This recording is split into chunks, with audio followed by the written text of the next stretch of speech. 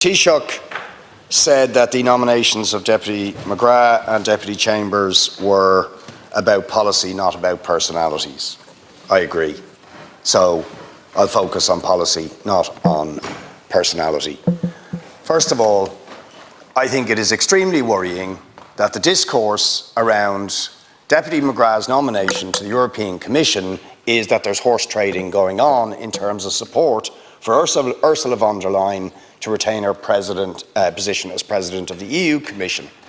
That would be an outrageous price to pay for a senior portfolio in the European Commission. Ursula von der Leyen is complicit with genocide. She green-lighted the horror that Israel has committed in Gaza, continues to commit, and she is undoubtedly one of the major blocs to the European Union imposing the sanctions on Israel, particularly to prevent the arms trade to Israel that allows them to continue the horror they are inflicting on the Palestinian people.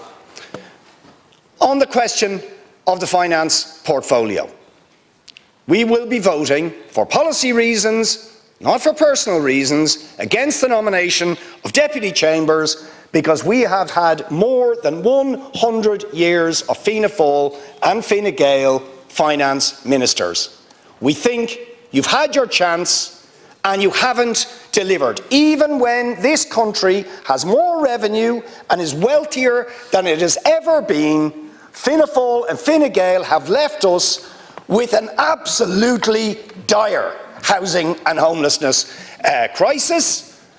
They fail to invest the resources necessary to deliver the social and affordable housing, but the vulture funds, the corporate landlords, the people who profit from the housing misery of others have enjoyed a bonanza under your government.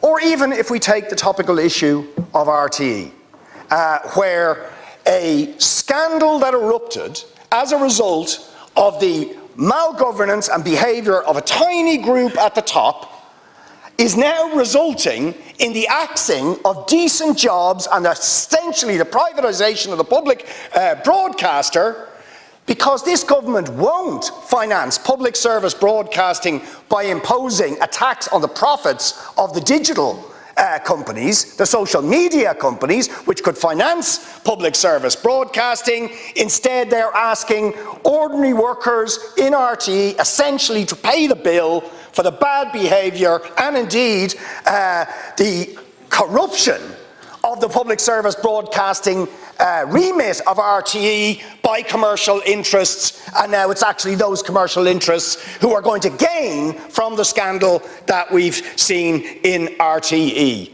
We believe it is not time to simply change the personalities or the image of Fianna Fáil and Fine Gael. It is time for an election and for the opportunity for the people of this country to elect a government that isn't Fianna Fáil and Fine Gael and that will stand up for the interests of ordinary working people.